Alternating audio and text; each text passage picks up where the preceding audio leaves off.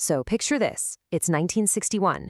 You have Michael Rockefeller, an heir to one of the biggest fortunes in America, and he decides to leave all that high society New York stuff behind. Why? To head into the super dense jungles of New Guinea. He was on a mission, a quest for what he called primitive art with this raw, authentic power he just couldn't find anywhere else. But, in one of the most remote places on Earth, he just vanished. And the official story? Well, it was neat and tidy. A tragic drowning accident. That's what they told the world. This 23-year-old adventurer, the son of the governor of New York, no less, just drowned at sea. A horrible accident, sure, but end of story. It was a narrative that was, easy for everyone to swallow. Except that clean story, it started to unravel almost right away. You know how it goes. Whispers turned into full-blown rumors, and then, decades later, actual evidence starts to surface. And we're talking about a photograph. A photo that suggests the real story wasn't just tragic. It was terrifying. And maybe, just maybe, it was deliberately buried. All right, let's get into this. Okay, so before we dive into the wild theories, let's start with the official story. We've got to lay out the undisputed facts first, the timeline of events that pretty much everyone agrees happened. So here's how it went down, according to the official record. And it all happens incredibly fast. November 17th, the canoe flips over. They're drifting for nearly a whole day before Michael decides he's going to swim for it. The search, it only lasts 9 days before the Dutch government calls it off. And just a few years later, by 1964, he's legally dead. That just seems incredibly quick for someone so famous, right? And his last words to his friend Wessing were, "I think I can make it." Can you imagine? After floating for almost 24 hours, he sees land in the distance, straps a couple of empty gas cans to himself to stay afloat, and just starts swimming. And that was the last time anyone from his world ever saw him again. So the official conclusion was drowning. Makes sense, right? Exhaustion, maybe sharks, the strong currents. It's a totally plausible story. But here's the thing. They never found a body, not a trace.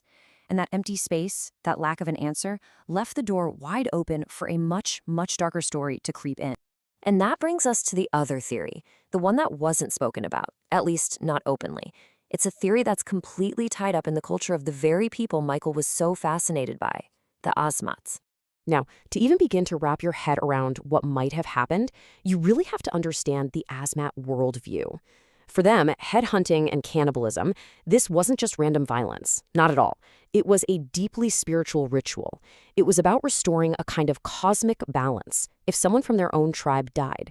Taking an enemy's head and even consuming them was believed to absorb their power and strength. So you might be asking, okay, but what does this have to do with Michael Rockefeller? Well, everything. Because one particular Asmat village, a village called Ochchinep, had a very specific reason to want revenge, a blood debt to settle with the white man. And this is where you see this massive culture clash. See, just 3 years before Michael disappeared, a Dutch patrol went into Ochchinep and killed several of their warriors. Now, to the Dutch, this was just a security operation, keeping order. But to the Asmat, it was a deep spiritual wound. It created a debt that, according to their beliefs, absolutely had to be repaid in blood. And that blood debt, it had to be paid by taking the life of someone from the same tribe as the men who killed their warriors. In this case, the white tribe. They needed someone of equal value, someone important. So imagine, Michael Rockefeller, a high-status outsider, washes up on their shore, exhausted. He would have been, well, the perfect candidate. Right, so for decades, this whole revenge idea was just a wild rumor. But then you start hearing these accounts from people who were actually there, on the ground. And the craziest part? These stories were being actively shut down, but they were all telling the exact same chilling story. Get this, 2 completely separate Dutch missionaries who were living right there with the Asmat both heard the same incredibly detailed story. They said that warriors from Ochchinep found a white man who matched Michael's description perfectly, that he had swum ashore. They told the missionaries they speared him and then performed the ritual, butchering and eating his body to finally settle that blood debt. But when these missionaries reported what they heard, they were told to shut up about it. And that story pretty much got buried for 50 years. That is, until a journalist named Carl Hoffman went all in for his book, Savage Harvest. I mean, this guy did an incredible investigation. He went deep into Asmat territory, talked to the descendants of the men who were there, and the real bombshell, he dug up the original Dutch government files that proved the officials knew about the missionaries' reports and deliberately covered them up. Hoffman's work was absolutely damning. But there's another piece to this puzzle, something that was kind of hiding in plain sight all along, and it might just be the thing that shatters the whole official story. Okay, look closely at this photograph. It was taken sometime after Michael vanished.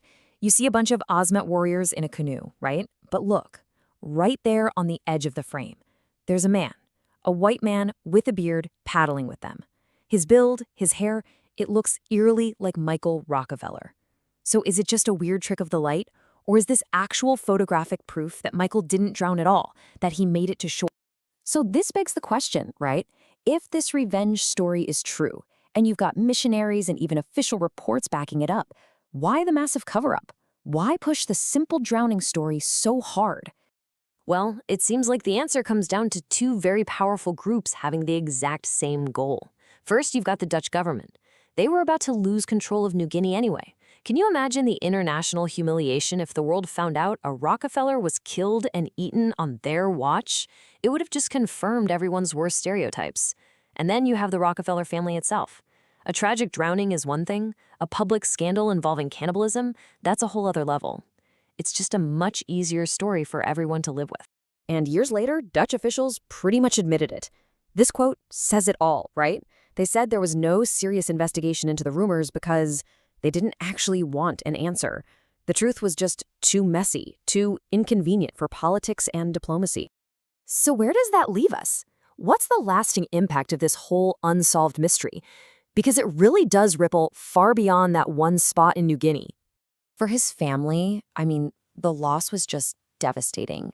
Michael had a twin sister, Mary, and she said it was like half of her was just gone. She talked about how it took her almost 30 years to heal from the grief of just not knowing. For them, he wasn't some mythic story. He was their son, their brother, and he was gone. But in a strange way, his legacy is also about connection, not just tragedy. That art that he traveled all that way for, the art he ultimately died trying to find, it's now in its own wing at the Metropolitan Museum of Art. It's a real tribute, not just to his quest, but to the incredible culture of the Asmat people that he admired so much. So in the end, you're left with these two completely different stories: a tragic accident at sea, or a calculated ritual revenge, followed by a massive conspiracy of silence. That photograph, does it show Michael's last days, or is the real truth still lost somewhere out there in the jungles of New Guinea? What do you think really happened?